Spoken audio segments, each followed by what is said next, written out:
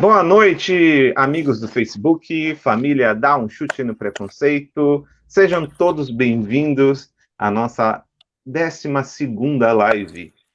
E eu quero já, como de costume, deixar aqui o pedido para curtirem a nossa página, acompanharem o nosso movimento e vir junto com a gente na mudança da sociedade que a gente tanto deseja, que é a construção de uma sociedade mais justa, mais igualitária e mais humana, com mais inclusão e empatia. Então, Dá um Chute no Preconceito é um movimento de pais de pessoas com síndrome de Down, ou T21. T21 é uma sigla de trissomia do cromossomo 21. Por que trissomia do cromossomo 21? Porque pessoas com síndrome de Down têm um cromossomo a mais no par 21. Então, nós também usamos essa sigla T21. Então, se você vê alguma expressão aí no seu meio, na sua escola, ou na sua casa, em qualquer lugar sobre T21, é trissomia do cromossomo 21. Eles têm um cromossomo a mais, mas isso não quer dizer que eles são iguais entre si. Pessoas que têm 46 cromossomos também não são iguais entre si. Eles também não são. Todos somos diferentes. E acreditamos que a construção de uma sociedade mais justa começa pela inclusão. Inclusão escolar, inclusão no trabalho, inclusão na família, inclusão no bairro, inclusão nas amizades, inclusão em todos os lugares. Em busca dessa sociedade, em 2016, iniciamos na cidade de Gravataí, com 3 famílias aqui no Rio Grande do Sul, o movimento Dá um Chute no Preconceito. Hoje estamos em torno de 70 famílias, né, em 4 anos aí de movimento, e estamos levando empoderamento, principalmente para as famílias, para as pessoas com T21, e porque nós acreditamos que a pessoa com T21, se ela está em evidência, é muito mais fácil quebrarmos todos os preconceitos que temos na sociedade sobre a pessoa com síndrome de Down. Então, a gente está aqui, a gente acredita no potencial, nós vemos o potencial, nós não vemos limitações, né? Porque todos somos diferentes e todos temos potenciais. Então, hoje teremos aqui uma live com a fonoaudióloga Viviane e a nossa querida amiga Lauri, a mãe do Lucas, nosso modelo do mês de outubro do calendário 2020. E estamos aqui para falar sobre apraxia da fala e comunicação alternativa e aumentativa. Então, bora lá para a nossa live? Boa noite, Viviane. Tudo bem contigo? Boa noite, tudo certo. Prazer estar aqui, agradeço o convite da Laure, agradeço a presença do Luquinhas e da Giovana. E é uma honra, um privilégio estar participando dessa live. Tá certo. Boa noite, Laure. Boa noite, Lucas. Boa noite, Giovana. Tem bastante gente aí desse lado.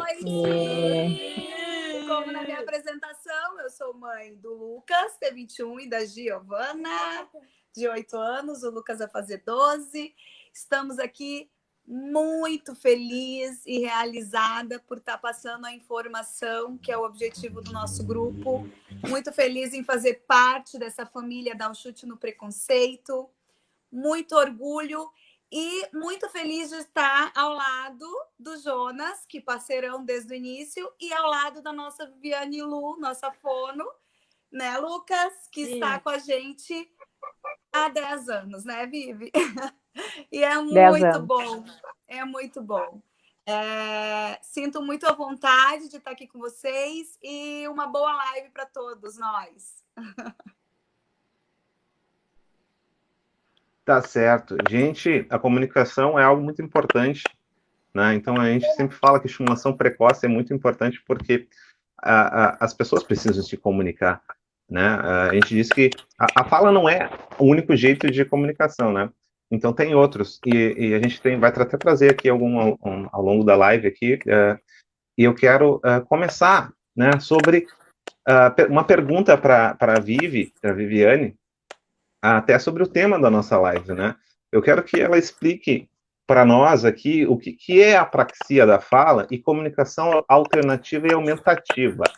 Vou deixar aqui a palavra para a Viviane. Então, está contigo, Viviane, a palavra.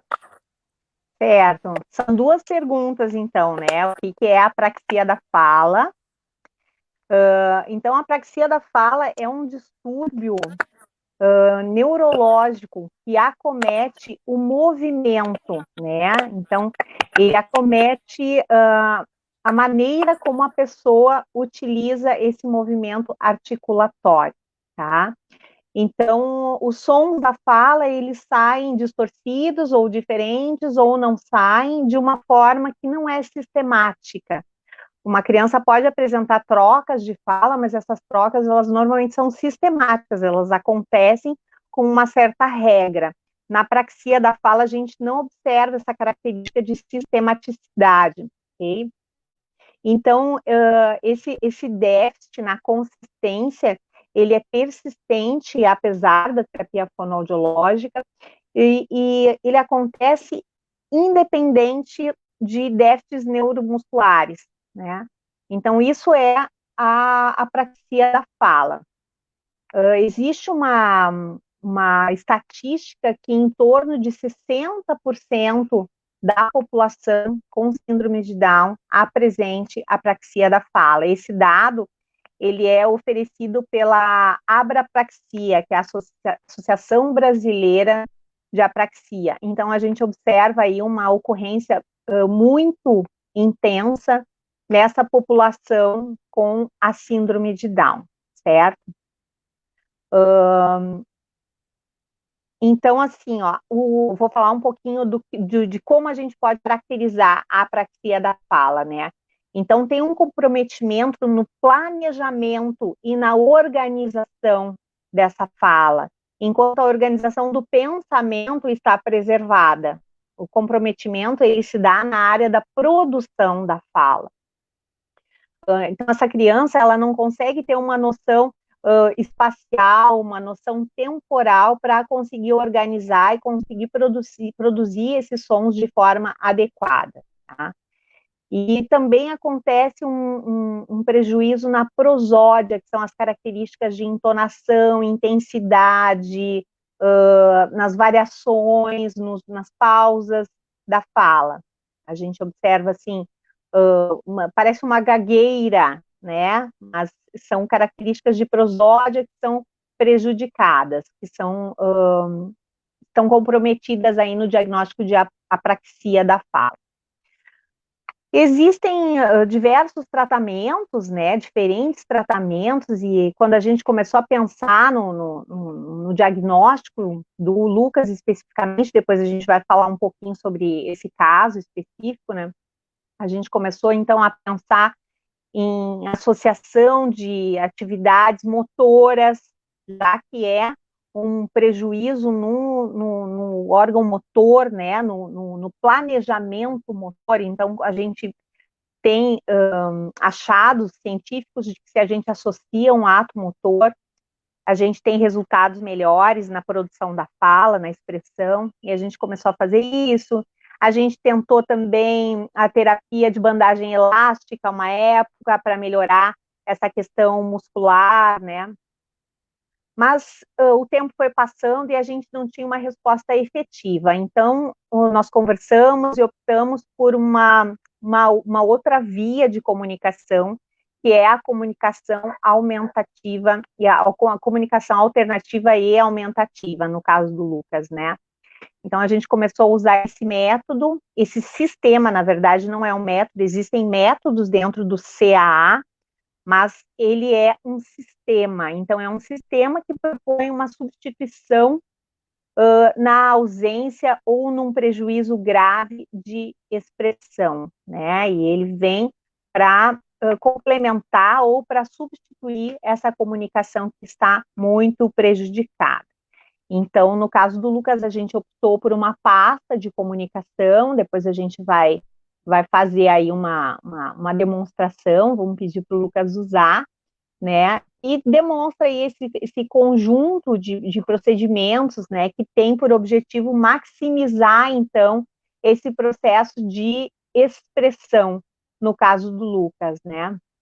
A gente tem aí na nossa comunicação, né, a gente tem um sistema que ele pode ser gestual, ele pode ser escrito, ou ele pode ser, e é o sistema mais valorizado na nossa sociedade, que é a fala, né? E nós costumamos, assim, esperar muito pela fala, como se fosse a única maneira de comunicação.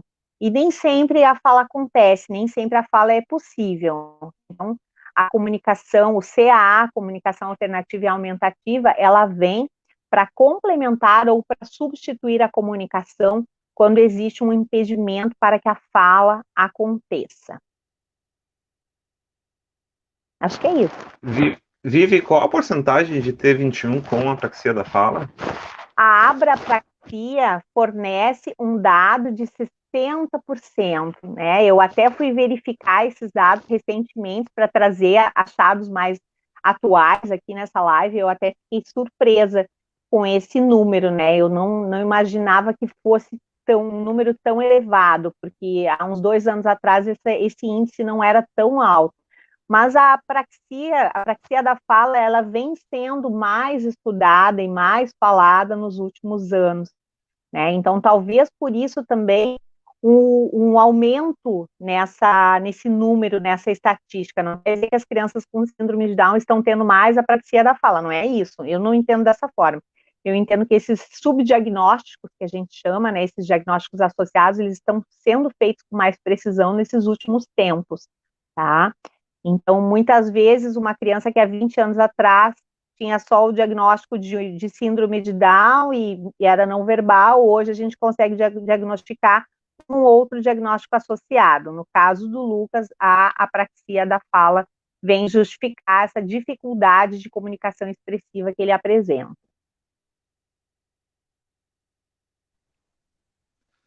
Tá certo, então. A gente sempre diz que a participação das famílias, né, nos procedimentos terapêuticos são essenciais, né? A família sempre tem que estar presente. E agora eu queria fazer uma pergunta, então, para Laure, sobre essa participação familiar nas terapias. E quero saber como os pais também podem acompanhar e ver a evolução do profissional com a criança. Deixa eu tirar aqui. Aí. Laure, está contigo agora a palavra. Tá. Então, assim, ó, vou comentar breve, assim, né, o histórico, assim, do Lucas, quanto às terapias. O Lucas, ele com a fono, ele sempre foi estimulado precocemente, até porque quando eu tive o Lucas, eu já era fisioterapeuta e eu sempre fui apaixonada pela área da pediatria. Então, o meu TCC, os meus trabalhos todos eram na estimulação precoce. E quando eu tive o Lucas, eu estava recém-formada, eu tinha 1 ano de formação. E estava fazendo um mestrado, tal, tive o Lucas e abdiquei de tudo. Veio a notícia de ter T21 no nascimento. E aí eu fiquei, meu Deus, como que eu vou fazer? Porque o Lucas vai precisar, né, ser assistido, ele vai precisar de ir para estimulação precoce, eu posso ajudar, mas eu vou ter que levá-lo para fono. Então eu já sabia tudo que eu poderia, né, fazer, mas eu precisaria estar junto. Aí larguei tudo e fui me dedicar ao Lucas. Então, assim, o Lucas, ele começou a fono com 4 meses de idade, lá em Porto Velho, Rondônia, né?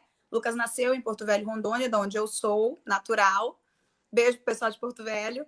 E aí a gente começou com 4 meses a fono, que é a parte da motricidade, do fortalecimento da musculatura, da sensibilidade, né, Lucas? Sim. Ele não lembra, mas a mamãe fazia bastante. A fono falava e a mamãe fazia em casa, o pai, né? A gente sempre estimulando. E a gente as funções de deglutição, sucção. Isso. E ele mamou no peito até 1 ano e 2 meses, né? Então ele tinha bastante força, assim. Exercício. Tinha. E aí, exclusive até os 6 meses foi peito. Então, assim, ele exercitava bastante. Aí, nós viemos para cá com o Lucas, para o Rio Grande do Sul, quando ele tinha 1 ano, que meu marido é militar e veio transferido, e nós viemos. Quando chegou aqui, nós encontramos, né, eu na Água Viva, com a Fabiola, na natação, com a Camila, me falaram da APAE, que tinha estimulação precoce, e eu fui atrás. Naquela época, a APAE funcionava perfeitamente quanto à estimulação precoce. Então, o Lucas era muito assistido. Tinha a estimulação precoce com a terapeuta ocupacional e tinha a Vivi, que era a fono dele na APAE. Então, o Lucas ficou com a estimulação precoce e a fono, com a fono associada, até os 3 anos e 11 meses, que foi quando ele foi desligado da APAE pela idade. Quando ele foi desligado da APAE pela idade, e a gente sempre acompanhando, né, Vivi? Sempre. A gente sempre acompanhando nos tratamentos, né? Enfim, porque é o que a gente fala. O terapeuta, ele está ali com a criança 45 minutos, mas às vezes 2 vezes na semana. Mas nós, pais, estamos 24 horas. Então, a gente precisa praticar com eles durante a semana. Então, o terapeuta orienta e a gente pratica, certo? Isso é primordial para o desenvolvimento da criança, porque às vezes os pais colocam a responsabilidade no terapeuta e querem que o terapeuta faça milagre, né? E não estimula em casa, então é complicado. Não é assim que funciona. Eu, como terapeuta, eu, como fisioterapeuta, eu sei bem disso, né? Então, nunca quis pecar nesse lado. E aí, quando ele foi desligado, nós tínhamos o meu marido aeronáutico, nós tínhamos, né, optar ou continuar numa fono particular ou ir para aeronáutica, porém, com gastos, né, tudo, a gente optou em ir para fono com ele, sem ser particular. E aí, quando a gente chegou, o Lucas começou a fazer a fono lá, e assim, o que eu notei? Eu notei que a fono, ela era uma fono que não tinha uma especialidade, né? Ela não fazia o que a Vivi fazia com o Lucas para a estimulação dele, né? Ela atendia da criança ao idoso, atendia o AVC, então ela não era direcionada. E aí eu vi que não rendia. E nós ficamos ainda, acho que 1 ano, né? Para tentar, né, ver se conseguia uma resposta, e o Lucas não evoluía. E aí a gente ficou muito preocupado e voltamos a conversar com a Vivi e optamos a voltar com a Vivi, porém particular, né? E aí a gente começou com a Vivi e nós estamos com a Vivi, o Lucas, então, desde os 2 anos na APAE, então hoje o Lucas vai fazer 12 anos, e nós estamos com a Vivi desde a APAE e depois da APAE, né, também. E assim, conforme a gente foi indo, né, com a Vivi, no tratamento com a Vivi, a gente foi fazendo, né, a Vivi foi direcionando a fono com ele, só que a gente via, o Lucas já estava com 6 anos e a dificuldade na fala. Quando a Giovana nasceu, e a Giovana começou com 2 anos a falar, a Giovana estimulou muito o Lucas no desenvolvimento da fala. Deu um upzinho, né, Vivi? Deu um upzinho, assim, essa transição com a Giovana. Só que meio que estagnou. E a Vivi sempre dizia, Laure, a T21, a criança tem dificuldade na fala, geralmente em articular tudo, mas ela fala, a criança fala. O Lucas começou a ser uma incógnita pra gente. Por que esse guri não tá falando? E tinha audiometria, tinha todos os, né, todos os exames, não é surdez, não é nada. O que tá acontecendo? A Vivi, como é na área do autismo, já cancelou em estar associado com autismo, porque o Lucas não se encaixa, né? E aí veio o boom da apraxia da fala. Começou a ter muita informação sobre a apraxia da fala, bem nessa época. E a Vivi foi fazer, e eu comentando com a Vivi, quem sabe não, né, não tem a ver, de repente, com a apraxia, tu já viu, tu... Então, assim, sempre o diálogo e sempre a confiança, né? Assim, em nenhuma... Até a Vivi, na época, disse, Laura, quem sabe tu procura um profissional mais especializado? Eu digo, bom, mas tu não conseguiria ajudar o Lucas? Tu sabe da área, quem sabe tu estuda, quem sabe tu vai lá ver, será que a gente não consegue? O Lucas tem um vínculo, o Lucas tem uma confiança. É tão difícil a gente trocar profissional com o Lucas. E aí a Vivi foi lá, participou de um curso e visualizou o Lucas dentro desse comprometimento da apraxia da fala e disse, Laure, realmente o Lucas se encaixa na apraxia da fala. Vamos direcionar o tratamento agora para o que eu estou estudando e para o que a gente... Então, vamos. E aí foi indo, como a Vivi comentou, a gente fazia circuitos junto com a fala, bambolê no chão, lembra, Vivi? Pulo, bola. Pulo, bola, tá saindo, ó, as sílabas estão saindo, legal, vamos lá, tá evoluindo. Aí ele depois teve uma fase que a gente fazia sequências de todos os atos que ele fazia, a gente fazia visual, todos os passos, ir no banheiro, enfim, uma série de atividades que ele fazia, a gente sequenciou em passos visuais, né? Porque isso também ajuda nesse sequenciamento neuromotor para a produção da fala. Isso aí. E aí, nisso, o Lucas entrou no nível silábico na escola. Na alfabetização. Entrou, mas entrou no nível silábico. Então, ele conseguia, pulando, por exemplo, fazer bola. Ele conseguia falar as sílabas. Só que ainda as frases não tinha como. B-O-L-A.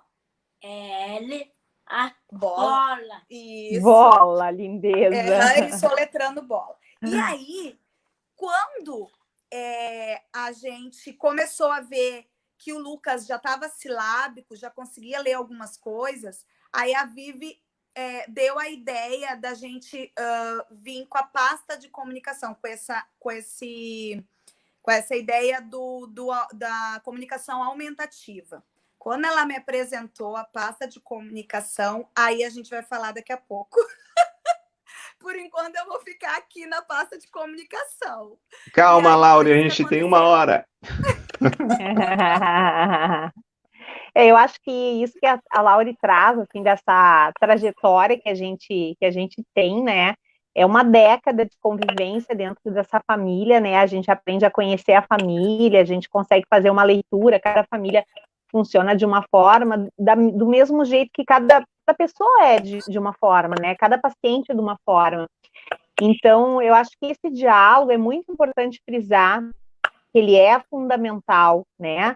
A gente tem que ter essa abertura com o terapeuta que está atendendo, que está assistindo a nossa criança, para a gente poder conversar, para a gente perguntar, olha, eu estou achando que não está tendo evolução. Muitas vezes a gente acha isso e a gente passa a mão no filho e vai embora. Mas se a gente sentar com esse profissional, será que não tem evolução mesmo? Será que a pessoa não vai nos mostrar coisas que talvez a gente não tenha observado, né? Então, é muito importante a gente poder ter essa abertura, tanto por parte do profissional, quanto por parte da família, para a gente ouvir críticas, para a gente seguir orientações, né? Eu fui estudar apraxia lá, sei lá, quase anos atrás, para conhecer melhor essa patologia. Depois eu fui estudar um outro método, que é o método das boquinhas, que ajuda na alfabetização. Eu usei muito o método boquinhas com o Lucas também, né? Então, isso ajudou a psicopedagoga, ajudou a produção da fala também, porque o Boquinhas é um método visual, né? Então, tudo a gente vai buscando para poder suprir aquela necessidade do nosso paciente. E cada paciente tem uma demanda diferente, né? Então, é importante, quando eu disse para a Laure, quando eu sugeri que eles procurassem um profissional que fosse especialista em apraxia da fala, eu acho isso fundamental no terapeuta. Eu acho que a gente tem que ter humildade para entender que a gente não dá conta de tudo, né? O teu filho é o teu mundo. A minha filha é a coisa mais especial que existe na minha vida. Então, eu quero para ela o melhor profissional, o mais especializado, o melhor atendimento. Todo mundo pensa assim, né? Então, nessa época, eu sugeria que, quem sabe, vocês procurem um profissional que seja especialista em apraxia da fala, porque eu não sou. E aí, no fim, a gente acabou topando fazer essa empreitada, que deu super certo, porque eu usei os meus conhecimentos do autismo, né? Eu sou especialista em um método que ele é utilizado para autistas e para problemas da comunicação. Então, ele também pode ser usado para outras pessoas que tenham problema da comunicação, né? É o método TEACH, significa Tratamento e Educação para Crianças com Autismo e Problemas de Comunicação Associados, né? Então, eu comecei a usar coisas do TEACH com o Lucas e foi funcionando, foi dando certo, né? Então, nós chegamos nessa ideia da pasta de comunicação que eu já usava com alguns pacientes autistas não verbais, já tinha essa experiência do autismo, e eu sou docente num curso de pós-graduação de autismo, e eu gosto de trazer o caso do Lucas para trabalhar com as alunas, né, com os alunos, porque a gente pode generalizar alguns conhecimentos, né? Da mesma forma que a gente quer que as crianças generalizem os conhecimentos, nós, profissionais, também podemos generalizar alguns conhecimentos. Então, eu trouxe uma técnica que era usada lá do autismo para trabalhar com o Lucas e funcionou super bem, uma série de técnicas que, na verdade, são muito parecidas com o tratamento que se faz para a apraxia da fala, né? Então, hoje a gente vai poder observar aí o Luquinhas demonstrando para a gente o uso da pasta. Mas, com certeza, Jonas, isso que tu traz da família é 50% do tratamento, né? Como a Laure mesmo lembrou, o paciente está lá com a gente 45, 50 minutos durante uma semana, e nos outros dias quem deve fazer o trabalho é a família. Então, a família é a grande multiplicadora do conhecimento, e para isso essa família precisa aderir ao tratamento, precisa acreditar no tratamento, né? Muitas vezes eu observo pessoas falando que o filho já tem tal idade e não evolui, não desenvolve, e aí a gente vai ver a história dessa família. A família já passou por tantos profissionais, talvez nunca tenha dado a oportunidade de um profissional ficar o tempo suficiente para fazer um bom trabalho, porque 1 ano, para muitas crianças, é pouco tempo, né? Então, muitas vezes a gente precisa de mais tempo para poder mostrar um bom trabalho. Mas acho que a grande questão é a comunicação entre família e entre a intervenção, a equipe que está responsável pela intervenção. Precisa ter orientação, precisa ter feedback. Precisa ter diálogo, né, Vivi? A gente vive num mundo hoje que é muito digital.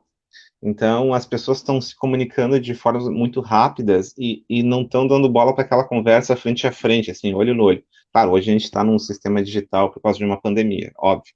Mas aquela conversa olho no olho com o profissional né, as pessoas estão julgando tudo muito rápido hoje, né? Meu filho não está evoluindo, vou trocar de profissional. E às vezes nem o diálogo com a profissional acontece, né? O diálogo de falar, olha, vamos ver o que está acontecendo, eu estou notando isso, por que não está evoluindo, né? E as pessoas não se dão conta, porque elas olham e já pensam, meu filho não está falando, ele tem que falar, e vem aquela pressão que a sociedade impõe, né? Que a gente quer, né, justamente dizer, e estar aqui para não, né? Cada um tem seu tempo, a gente tem que respeitar. Então, o diálogo, principalmente diálogo, né, entre família e profissionais é muito importante. E eu já quero fazer uma outra pergunta. Eu quero fazer uma outra pergunta para ti, Vivi, já, para a gente já também falar um pouco sobre a fala e a comunicação, né, porque a comunicação não acontece só pela fala, né, eu queria que você falasse um pouco também sobre isso. Então, eu acho muito importante a gente desmistificar isso de que a fala é tão valorizada socialmente, né, como se a fala fosse o mais importante. E, na verdade, a gente preconiza a comunicação. É importante que haja comunicação, que a comunicação seja funcional, né? A comunicação, ela tem o objetivo de troca de mensagem. É através da comunicação que eu expresso os meus desejos, as minhas necessidades, os meus sentimentos. E a comunicação, ela requer reciprocidade. Precisa haver um emissor, que é quem vai colocar essa mensagem num código, vai codificar a mensagem, e é preciso que haja um receptor para decodificar essa mensagem. Então, a comunicação ela tem duas vias, tem quem emite e tem quem recebe, e a gente precisa trocar essa mensagem através do mesmo canal. Não adiantaria nada eu estar aqui falando, por exemplo, em japonês, se ninguém entende japonês, né? A gente precisa trocar essa mensagem através de um código que seja partilhado pelo grupo que está exercitando essa comunicação. Enquanto que a fala é um ato motor. A fala, ela não requer reciprocidade necessariamente, ela pode ser um ato individual, eu posso falar sozinha, eu posso repetir o que a outra pessoa está falando sem intenção comunicativa. Então, a fala, ela é importante, claro, todos nós queremos que a criança fale, mas é muito mais importante que essa criança se comunique. Nós temos na nossa prática fonoaudiológica casos de crianças que falam, mas que não se comunicam, e vice-versa, crianças que se comunicam, mas que não falam, tá? Então, são habilidades diferentes. A gente fala em comunicação e fala como se fossem o mesmo conceito, mas são conceitos diferentes. A gente precisa garantir que a fala tenha significado e que ela tenha intenção comunicativa, senão não é uma fala funcional. Tá certo. Eu vou abrir agora um espaço com o público para interação, tá? Eu vou agradecer já a presença, eu peço que comentem. Eu não estou colocando os comentários na tela enquanto vocês estão comentando, justamente para respeitar um outro meio de comunicação, que é quem usa da legenda, né?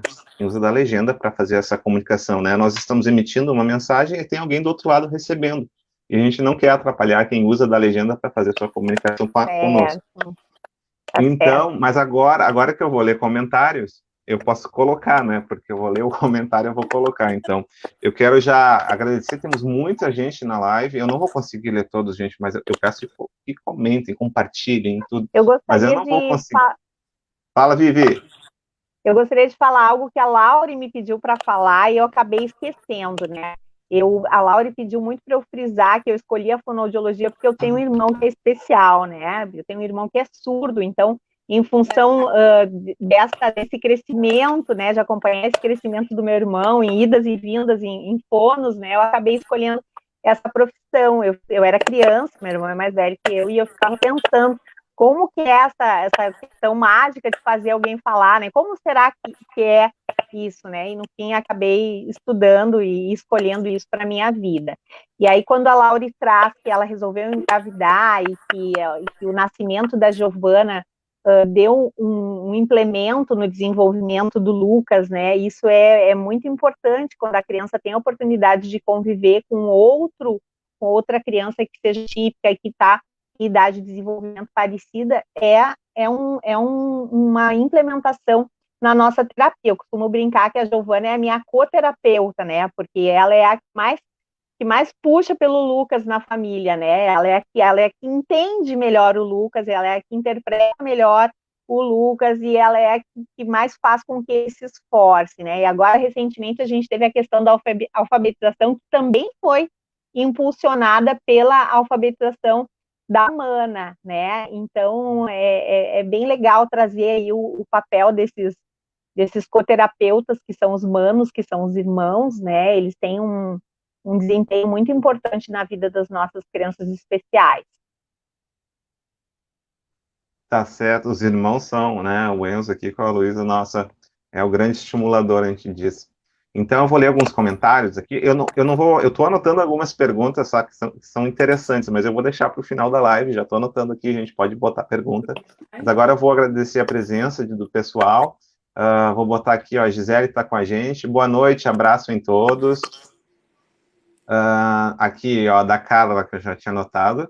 Nós sempre mantemos o diálogo, a troca com o profissional é tudo. Isso aí, olha a Leandra na foto aqui. Leandra, beijo! Ó, Felipe aqui, ó, a Helena é estimulada todo dia, é isso aí, toda brincadeira, Parabéns. A gente diz que é toda brincadeira, a brincadeira já é uma estimulação, né, um ato de estar com eles. Exatamente. Quando a gente pensa em estimulação, a gente pensa num protocolo E nem sempre tu pedir para a criança colocar o prato na mesa é uma forma de tu estimular a compreensão.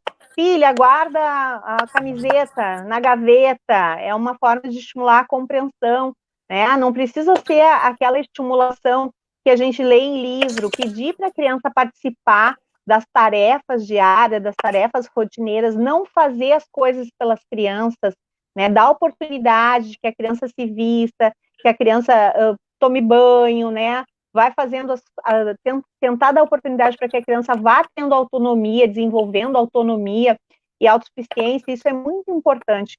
Há uma década atrás, a gente pensava que as crianças com menos comprometimento cognitivo seriam as que teriam mais inserção na sociedade, né? Seriam as que teriam uma vida social mais privilegiada, seriam mais aceitas, teriam mais chances de ter um trabalho, um relacionamento, enfim. Hoje a ciência nos mostra que não é assim, que as pessoas que têm mais possibilidades de inserção no mercado de trabalho e na sociedade são as que têm melhor desenvolvidas a autonomia e a autossuficiência. Então, muito mais importante do que fazer um cálculo matemático, por exemplo, é saber fazer uma compra, ir na padaria, comprar um pão, poder avaliar se o valor cobrado está justo, poder conferir se aquele troco está correto. Muito mais importante, por exemplo, do que ter uma super habilidade é poder pegar um ônibus, poder encontrar um endereço, ou até assim abotoar uma camisa, fechar um zíper, amarrar um tênis, parecem coisas tão simples, tão corriqueiras, mas a gente conhece um monte de autistas que têm altas habilidades e não conseguem fazer essas tarefas pequenas. Então, é muito importante que a gente estimule habilidades que são importantes para a vida adulta. A autonomia, hoje, ela é o grande preditor de inserção na sociedade. E já falando algum recado aqui para os pais e uma dica disso, né? Não tenham medo, porque muitos pais têm medo, tipo, olha só, eu vou deixar a minha filha no fogo, ali no fogão, fazendo né, tentando brincar de fazer comida, mas não, né? Não, deixa se virar. Às vezes a gente tem que cuidar, obviamente, para não acontecer um acidente, mas tem que estimular eles, e a gente tem que estimular os pais também a perder o medo, né? Meu filho vai andar de ônibus sozinho, nossa, não pode, né? E vem toda aquela superproteção, né? Então, Jonas, vamos lá. eu acho que é muito complicado a gente julgar, né? Eu acho que assim, eu venho de um círculo, né? Os profissionais, a gente tende a julgar as atitudes dos pais. Muitas vezes esses pais passaram por experiência hospitalar, são crianças que fizeram uma correção cardíaca, são crianças que tiveram experiências de quase morte. Então, é claro que eu vou desenvolver uma superproteção com uma criança que quase morreu, é natural, é humano isso, né? Mas a gente tem que ponderar o quanto eu preciso proteger e o quanto que eu posso dar de liberdade, o quanto essa criança está apta, o quanto ela tem de prontidão para, por exemplo, o exemplo que tu deu, né, de mexer num fogão. Para isso, está aí a equipe que acompanha essa criança, né? Que é alguém que vai estar avaliando as habilidades, vai estar avaliando as prontidões dessa criança e vai estar sempre dando orientações para o que pode ser estimulado naquela faixa etária. É isso aí, Vivi. Vou botar mais alguns comentários aqui. A Valéria Pisotto está sempre conosco, fofura, está botando aqui, ela já deu boa noite também. A Rose Freitas também está sempre conosco. Quanta admiração e respeito por essas profissionais. Obrigada. Tem muitos comentários, deixa eu botar mais algum aqui.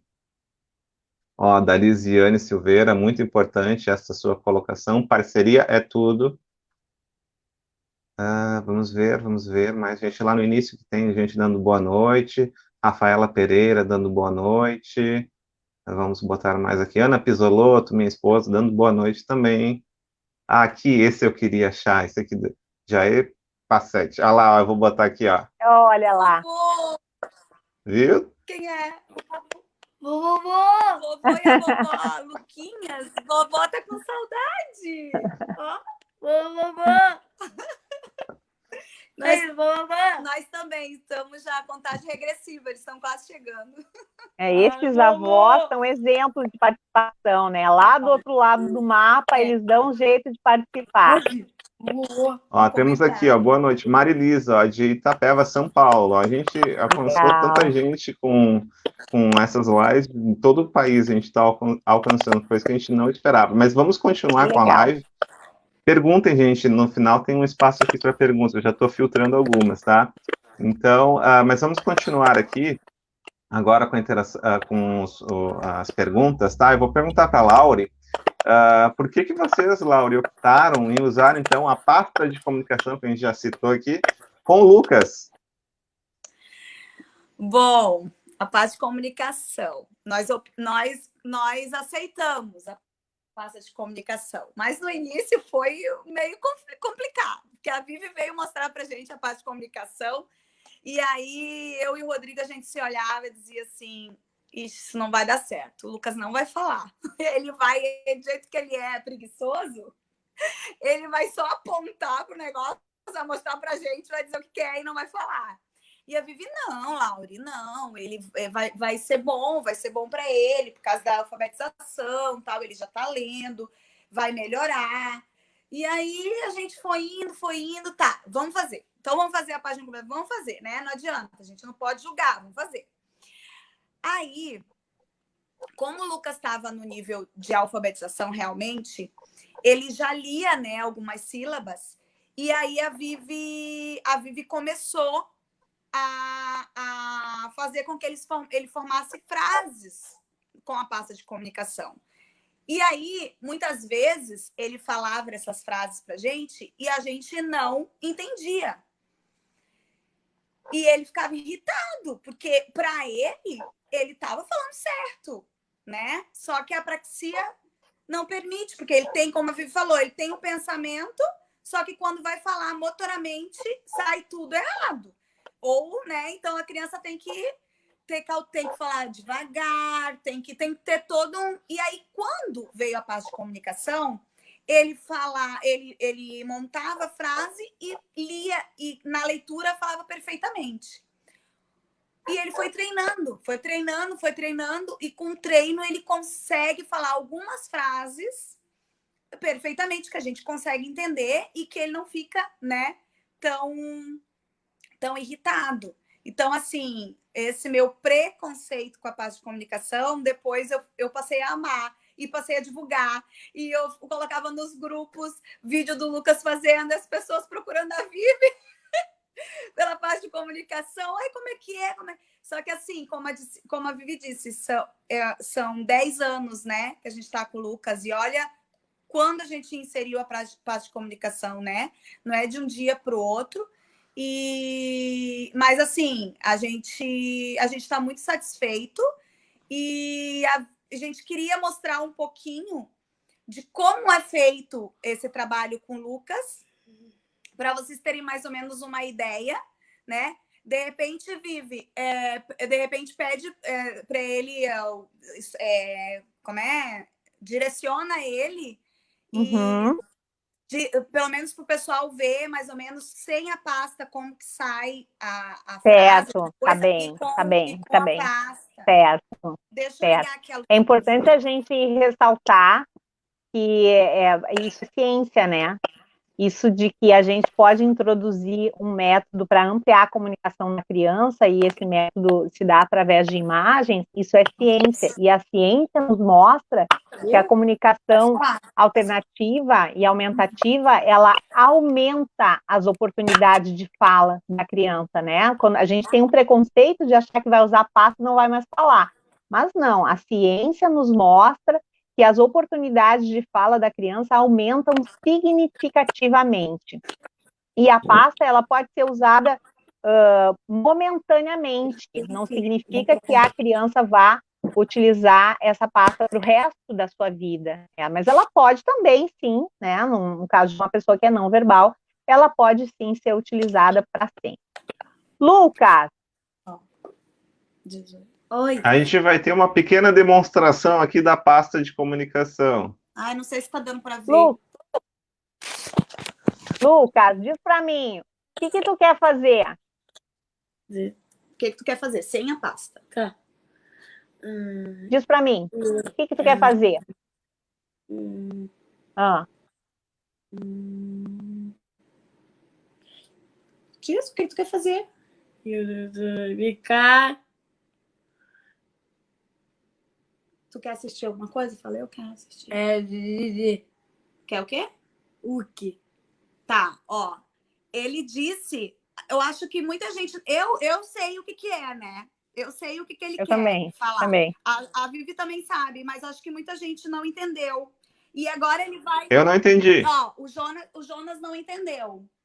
O que? Não, o Jonas não entendeu o que tu quer. Tu vai lá na pasta de comunicação e tu vai dizer pra ele o que tu quer fazer. Vai. Vamos lá na pasta. Não, eu não tô Tenta- conseguindo ver, Laura. Mexe um pouquinho. Tá vendo? Mexe. Isso aí, melhor. Melhor. Tenta explicar, Vivi, que tem as pessoas. Então a pasta ela vai ser de acordo com cada criança, né? A pasta do Lucas é uma pasta que já tem bastante categoria, porque a gente está trabalhando com ela há bastante tempo, né? E ele não tem essa dificuldade de formar frases, ele não se atrapalha com um número maior de elementos na construção dessa frase, né? Então, não foi assim que a gente começou. A gente começa com uma estrutura bem menor. Aliás, a gente nem começa com a pasta, a gente começa só com uma pranchinha de escolha. É muito importante isso que a Lauri traz, que é um trabalho de anos, porque quando o Lucas começou a utilizar a pasta, algumas mães me procuraram, algumas mães de crianças do grupo da Laura me procuraram com a intenção de utilizar a pasta, mas é um processo, a gente demora algum tempo para conseguir chegar nessa pasta de comunicação que o Lucas está usando aí para demonstrar para a gente, né? E assim, essa pasta, ela vai depender também de elementos psíquicos, cognitivos, motores, neurológicos, tudo isso vai determinar o tipo de pasta que a gente vai usar com a criança. Ó, agora ele vai fazer um teste. O dedinho.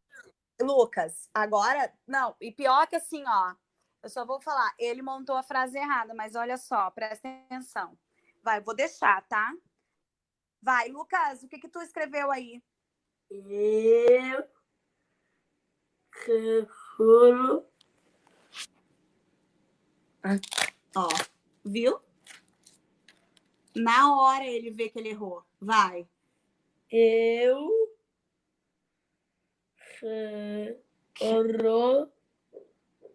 se Hulk. Então, ele falou que eu quero assistir Hulk. Entendeu?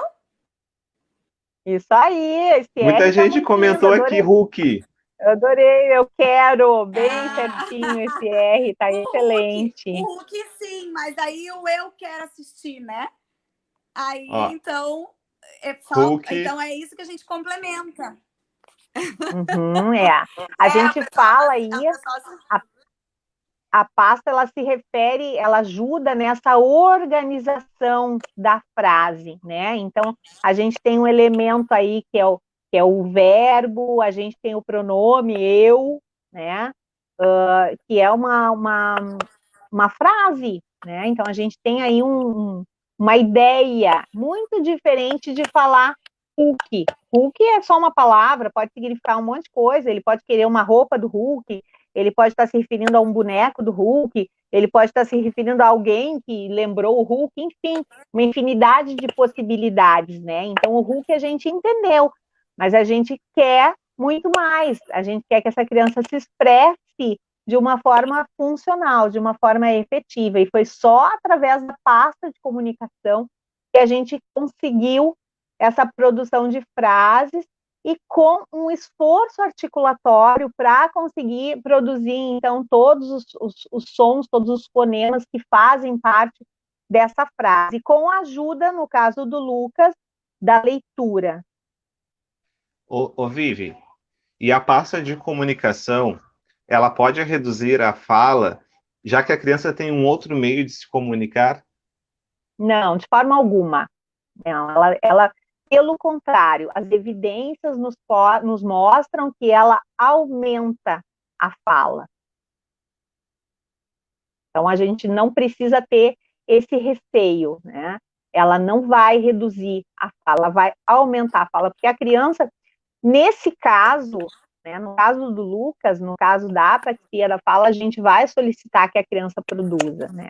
Agora, é claro que se eu tenho outra situação, daqui a pouco eu tenho uma criança que tem uma lesão neurológica que realmente não tem produção, né? Em outros casos em que a criança não tem condições orgânicas de desenvolver a fala, a pasta de comunicação ela vai substituir essa fala. Mas no caso do Lucas, ela vem para implementar essa fala, ela serve como um estímulo para a fala. E a fala do Lucas cresceu muito depois que ele começou a usar a pasta. Ele teve um implemento lexical, que a gente chama um aumento de vocabulário, muito extenso, como ele não tinha tido desde o começo da sua fase de aquisição de fala.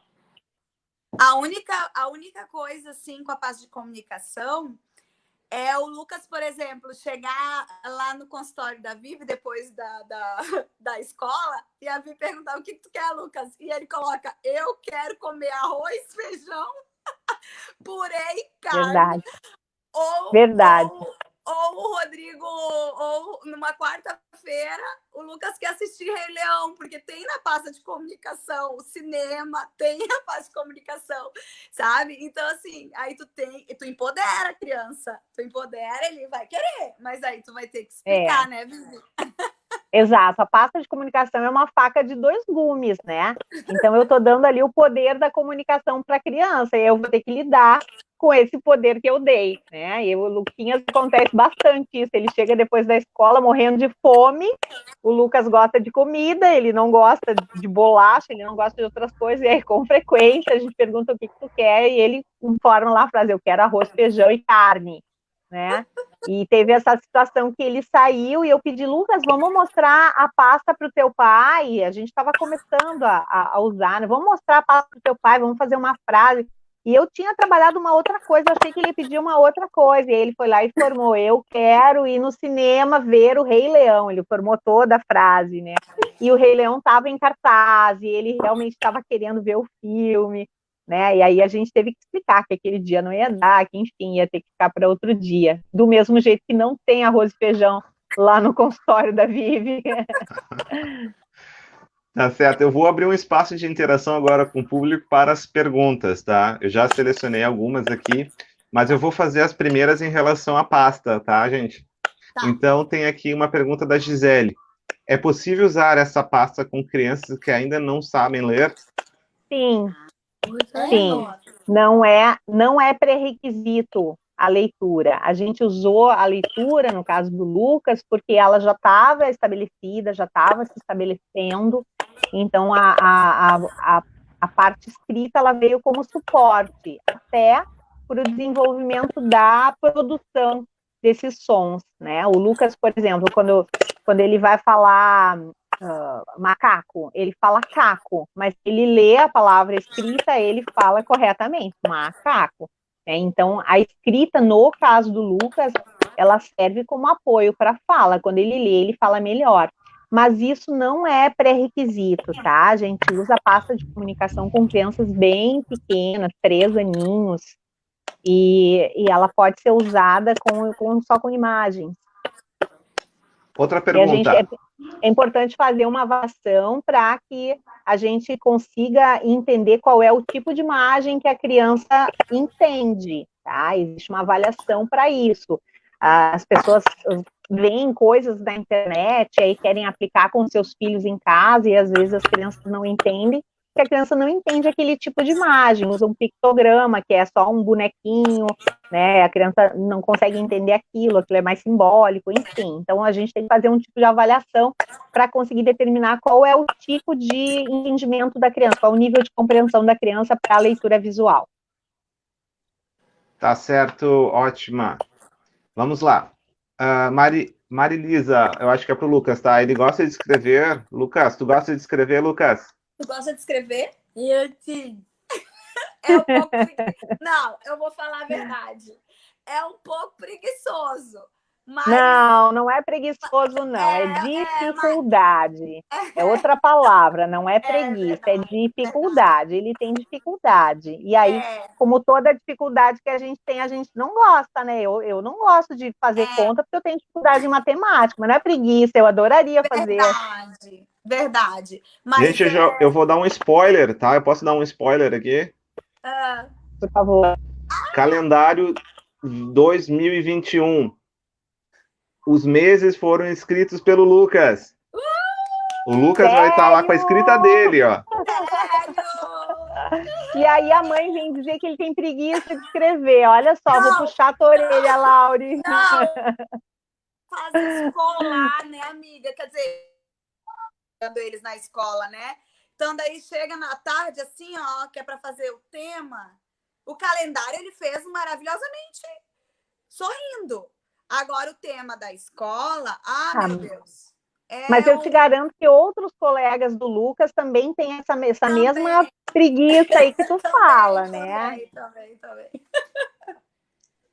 Laura, teu áudio está um pouquinho baixo, tá? Mas eu vou botar mais uma pergunta aqui do Felipe, tá?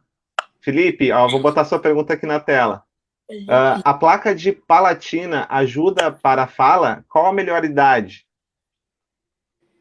Placa palatina, ela é utilizada quando a criança tem uma deficiência no palato, né? Não são todas as crianças que têm essa insuficiência velopalatina que a gente chama, né? E se a criança tem essa insuficiência velopalatina, sim, a placa vai ajudar,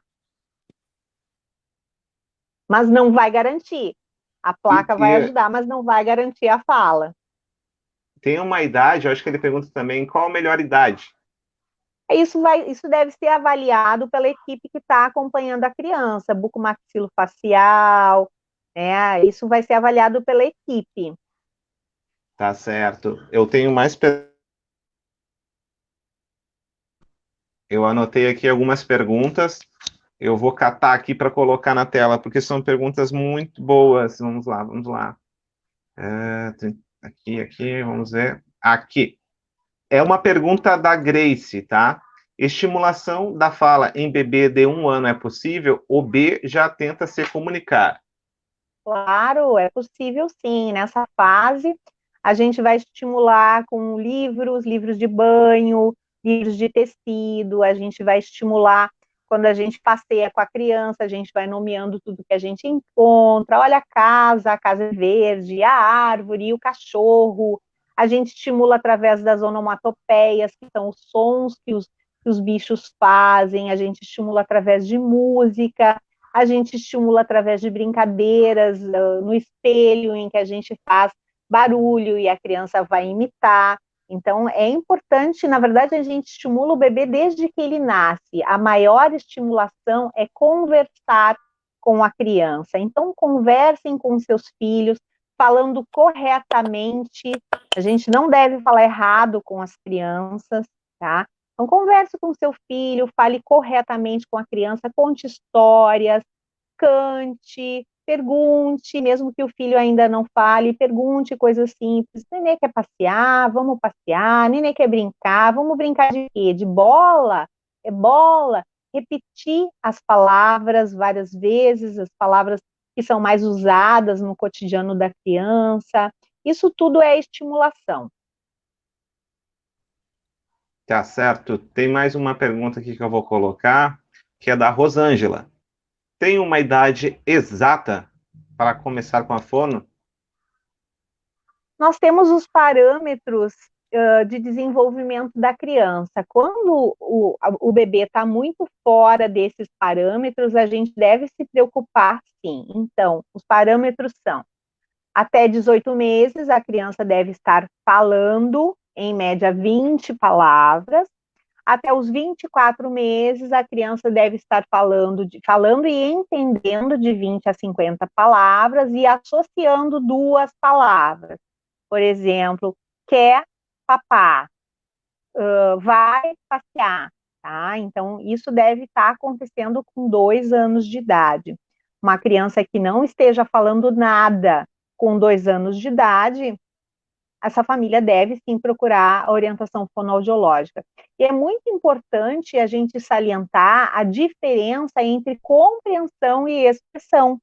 Muitas vezes nós temos crianças que não se expressam, que não falam, mas que nós sabemos que entendem, né? Então a criança entende quando eu peço para ela guardar a meia, quando eu peço para ela pegar a boneca, quando eu digo que eu vou sair, e isso verbalmente, diferente, por exemplo, de eu dizer que eu vou sair e pegar a chave. Se eu pego a chave, a criança tem uma outra pista, né, de que eu vou sair. Ela tá vendo, apesar do que eu falo, ela pode interpretar através daquele ato de pegar a chave que eu vou sair.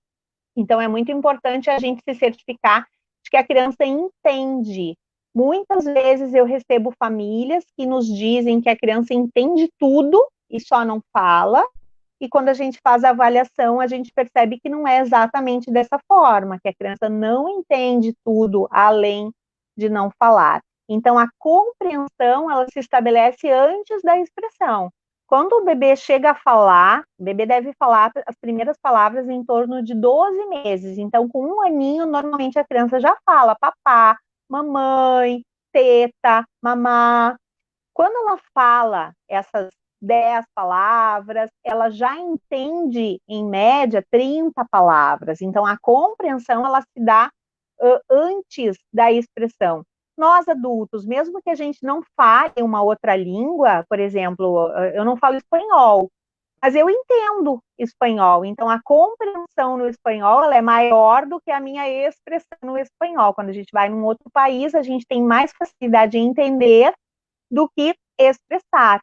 E lembrando que a nossa expressão, ela é 93% não verbal. Então, quando eu falo, na verdade, eu dou uma série de outras pistas através do meu corpo, através das expressões faciais, através dos silêncios, dos grunhidos, dos sons, enfim, 93% da nossa comunicação é não verbal. Então, é importante a gente salientar que compreensão e expressão são habilidades diferentes e a gente deve observar se essas duas habilidades estão se desenvolvendo adequadamente. Tá certo. Tem uma pergunta agora para a Laura e para o Lucas. Da Ju Rami. Como a pasta é dividida, vi que tem cores diferentes. Foi difícil para o Lucas aprender a utilizar essa ferramenta? Ela tem cores diferentes. Ela tem cores diferentes. Tá, dá para me escutar? Tá me escutando, Jonas? Como é que tá o áudio? Tá. Ela tem cores diferentes. E como a Vivi explicou, por exemplo, pessoas. Na realidade, as categorias. Cores, né? Ela tem categorias. Na realidade, as cores não é uma cor certa, né, Vivi? A Vivi vai coisar melhor que vai explicar melhor que eu. Mas, por exemplo, categorias. as categorias, elas estão numa mesma cor. Então, as pessoas, aqui na pasta do Lucas, está toda em verde. As ações e os verbos estão todas em amarelo. Os substantivos, alimentos, todas em vermelha. Os bichos, substantivos, todas em cinza. E assim vai. As coisas, os filmes. Isso aqui é tudo no cotidiano. São as palavras, né? Conforme a criança, o cotidiano da criança. Né? O que ele faz na rotina dele, é o que ele... Né? Então, é bem individual, assim, a pasta de comunicação. Mas são divididos por categorias as cores. O Lucas não teve tanta dificuldade, não, né, Vivi? Importante frisar que a gente ensina o sistema em consultório. Na verdade, quando a pasta chega aí para casa, a criança já sabe usar, tá? Isso. Então, a gente ensina o sistema de comunicação no setting terapêutico, que é um setting controlado, em que eu estou dominando ali a situação. Quando a gente manda essa estrutura para casa, a gente só vai orientar a família, porque a criança já sabe fazer a parte dela, tá? Eu não posso mandar essa pasta para casa se a criança também não sabe usar, porque aí vai dar problema. Eu não estou lá na casa da família para orientar quando surgir alguma dificuldade. Então, eu vou trabalhar meses essa pasta com a criança no consultório, eu só vou mandar para casa quando eu estiver bem segura de que a criança consegue utilizar. E é muito interessante porque as famílias me falam, né? Ah, o fulano já sabe usar, ele está usando sozinho, realmente, porque a gente usa muito tempo em consultório. Sim. Tá certo, gente. Eu não consegui ler todos os comentários aqui, mas eu quero agradecer de coração a presença de todos aqui nessa live. Foi uma live que tivemos uma média aí de quase 50 pessoas ao vivo, então bastante gente, né? E peço que compartilhem também. Tem muita gente que não consegue assistir nesse horário, mas pode assistir no nosso Facebook, no Dá um Chute no Preconceito, né? Tem no Facebook, e daqui a pouquinho vai estar no YouTube também. Quem quer colocar na televisão, na sua Smart TV, no YouTube, é mais fácil, né? Então, vai estar na nossa página também o link lá no YouTube para acessar. Gente, eu quero começar agora as considerações finais, porque já estamos com quase 1h10, 1h05 de live, Nossa, né? Já passou muito rápido esse tempo, mas agora vamos abrir espaço para nossas considerações finais, começando pela Vivi. Certo. Eu gostaria de agradecer mais uma vez a oportunidade por essa conversa, esse bate-papo tão leve, tão agradável, né? Eu acho que quando a conversa flui, assim, de uma forma tranquila, é sempre muito enriquecedor, né? Tanto para quem está aqui desse lado, como para quem está ouvindo, né? E eu gostaria de parabenizar aí a equipe Dá um Chute no Preconceito por essa iniciativa, né? De estar aí toda semana trabalhando, porque é trabalho, né? Está aí trabalhando para trazer informação para a gente, trazendo aí assuntos atuais, e para a gente poder trabalhar em cima desse preconceito que, infelizmente, ainda existe, mas está diminuindo, né? Cada um fazendo aí a sua parte, e principalmente os T21 fazendo a sua parte, né? Porque por onde eles passam, eles conseguem desvirtuar essa questão do preconceito, né? Eu gosto de trazer um exemplo, né? Que eu tenho o meu calendário lá no consultório, eu falei essa história para vocês já, mas eu vou falar aqui para o grande público. E um outro menininho que não tem um menino típico, né? Neurotípico que a gente chama, ele perguntou se ele também ia ter a foto dele no calendário, né? Então, quer dizer, as crianças se veem todas iguais, eles se veem da mesma forma, né? E ele insistiu tanto em ter a foto dele no calendário que eu acabei pedindo para a mãe uma foto dele e coloquei lá numa página a foto do menininho para ele se sentir contemplado também, né? Então, quem vê a diferença somos nós, os adultos, né? As crianças são naturalmente mais inclusivas, eles naturalmente fazem essa aceitação, né? E naturalizam uma situação que, na verdade, não tem por que ser diferente, né? Ser diferente é normal, todos nós somos diferentes, todos nós somos especiais. Então, parabéns à equipe aí Dá um Chute no Preconceito pela iniciativa e por estar fazendo essa atuação tão bacana aí na nossa cidade. Sucesso para vocês. Eu agradeço as palavras, Vivi, mas né, o Dá um Chute no Preconceito não é só nós aqui presentes nessa live, tem todo um grupo atrás aí, marcando com profissionais, com família, convidando, então, né, é um grupo de pais aí que luta pela causa, muito bonito essa luta que a gente faz, né, e eu sempre digo, Vivi, que eu tenho 2 filhos pequenos, né, e um tá sempre com ciúmes porque não tá em calendário, não tá em cartaz na escola, não tá em ônibus, não tá em bus door, né? Não tá na mídia. Porque eu digo isso para ele desde cedo. Gerações passadas, e não tão passadas, não vai dizer que gerações passadas. Ainda tem pessoas que escondem com vergonha de seus filhos ter 21. Então, a gente está aqui, é justamente essa exposição, às vezes, que pode ser para os pequenos, para as crianças que não têm essa mentalidade, né? Isso é para equilibrar essa balança da desigualdade. A gente está fazendo isso para equilibrar, para colocar eles na sociedade, inserir, fazer essa inserção, fazer a inclusão, né? Essa é a nossa luta. Lauri, tuas palavras finais aí, Lauri. Eu só tenho a agradecer de coração por ter aceitado a ideia dessa live,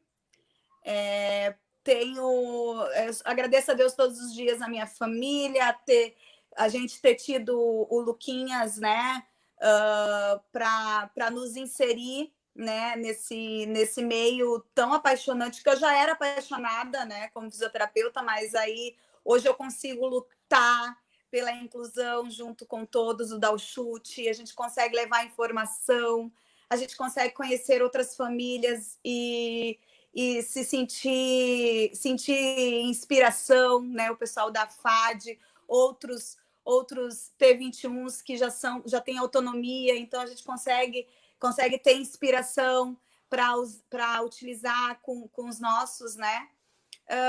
E de repente, se eu não tivesse nesse mundo, eu não teria, né, esse conhecimento todo. E graças a Deus, hoje eu só tenho a agradecer. Obrigada, Vivi, pelo convite, por estar com a gente sempre, né? O Jonas, nossa, é trabalho mesmo. E o Jonas ele é incansável. Vou te contar, viu? Eu tiro o chapéu. Porque a gente fala, vamos fazer de 15 em 15 dias? Ele diz, não, eu quero toda semana. Eu digo, meu Deus, mas tudo bem, né? Ainda bem que tem o Jonas, né? Que se dedica.